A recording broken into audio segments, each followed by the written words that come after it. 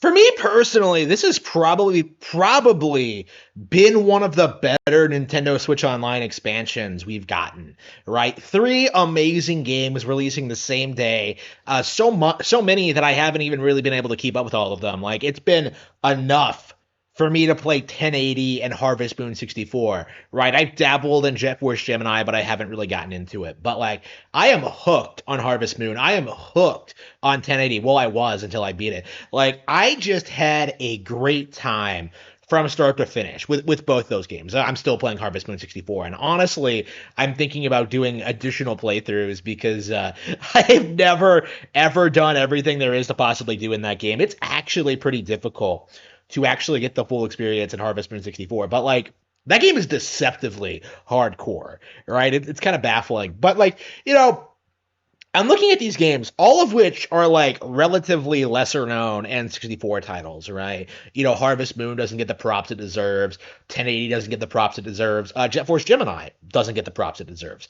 And I was thinking, I think it's time we really need to like emphasize this point. Well, first of all, Nintendo Switch Online is a great service, right? I've been saying that for a long time, but one of the really interesting narratives that came out the instant that Nintendo announced the Nintendo 64 online service was that like, oh, but there are no games to put on it, right? Like you had a lot of soy boys coming out, like trying to advocate for the PlayStation, trying to push that old, tired narrative that the N64 had no games, right? There was this very big push, one last desperate gasp to try and present the N64 as like a failure, right? Because this has been a prevailing narrative among people who didn't grow up with the console, who like maybe grew up in different parts of the world, or maybe like don't know.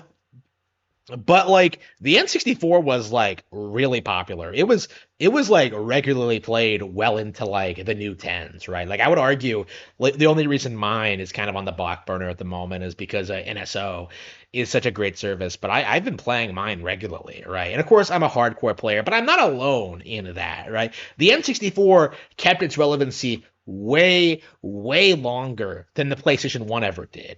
People were still playing GoldenEye years after release, right? Like its legacy continued way after that, with Super Smash Bros. Melee, with like, the GameCube and all of those hits of the Wii. Like, the fact is the N64 is remembered as a fantastic console, but there is a very strong prevailing narrative to downplay all of these great games, to downplay Ocarina of Time, to downplay Super Mario 64, to downplay GoldenEye 007, a game that far surpasses Doom in relevancy and popularity, and yet everybody just unilaterally agrees that the game hasn't aged well, right? Even though I would argue it's aged better than Halo, it's aged better than like any Call of Duty game, like it's still better than the vast majority of FPS titles that come out today. Like no game respects your intelligence more than GoldenEye does. No game managed to innovate and deliver the way GoldenEye did, right? It really is a spectacular FPS, and people have been desperately trying to downplay this game since at least like the mid 2000s, probably earlier than that. I remember JonTron releasing statements about how it was overrated. There were lots of people like speaking out against this game, and it's entirely because it was an N64 title.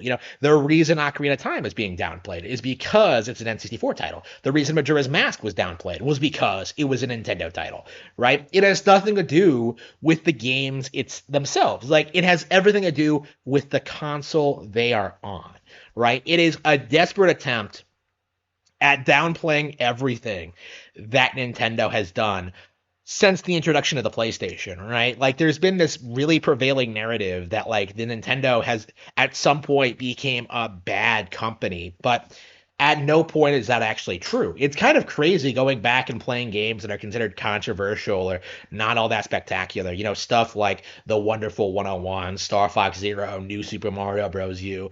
The list goes on and on and on.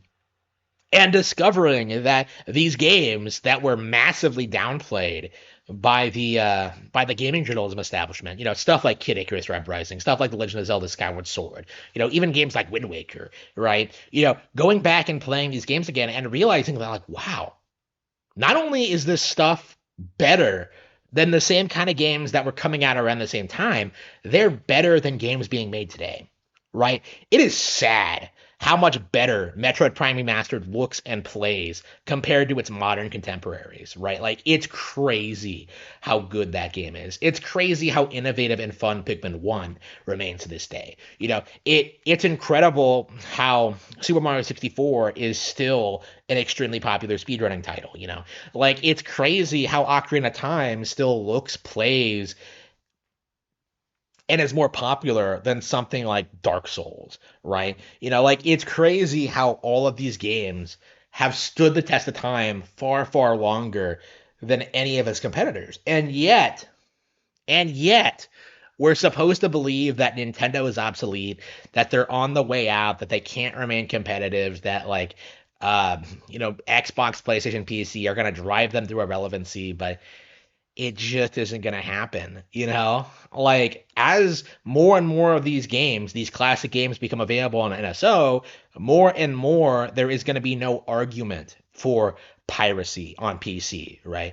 There is going to be no argument for emulation. There is going to be no argument, no justification for it, right?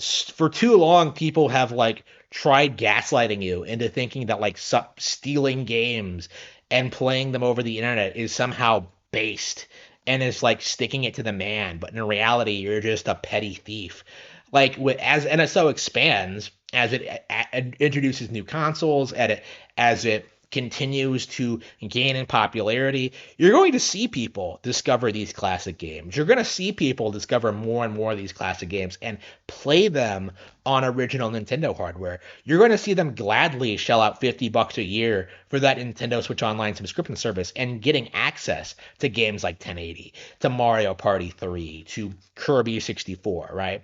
You know, you're going to see more and more of that. You are going to see Pokemon come to Game Boy Online, and it is going to have built-in trade functionality. And because there's just going to be so many more players out there on Nintendo Switch, suddenly there's going to be no appeal for emulators anymore, right? Like, the Nintendo Switch version is going to be the definitive version of the game, right? And that's going to be true for a lot of this stuff. Kirby Tilt and Tumble, I would say, is a game that's probably unemulatable, right? Because of how it works, right? Right? Like, you are never going to have a setup where emulation is easier, more fun to use, and legal than what's available on Nintendo hardware. And that's becoming more and more apparent all the time as this stuff becomes more and more readily available. It is going to be harder and harder to paint narratives about Nintendo's classic software and classic video game libraries when everybody just has access to them, like, right there, right? You're not going to be able to make up nonsense about GoldenEye or Zelda because people are going to play those games and realize that, like, wow, GoldenEye, it's actually better than Doom, right? It's actually better than Perfect Dark. It's actually better than Halo. It's actually better than Time Splitters. It's better than Call of Duty, better than BioShock. Like, we're still in this weird delusional phase where people are pretending BioShock was good. And yet somehow GoldenEye, which is significantly more influential, significantly better remembered, significantly more popular, way more relevant, GoldenEye, one of the most critically acclaimed popular games on N64, has been brushed to the side in favor of BioShock, right? Like, you don't even really see GoldenEye on, like, top 100 lists anymore, which is just absolutely pathetic. Meanwhile, like, The Last of Us 2 is, like, in the top 10, like, BioShock's on there. Like, it's pathetic. It's abhorrent. And I feel like more people really need to acknowledge just how good these games actually are. Like, I love classic N64 games, and I hope that more and more people discover them going forward.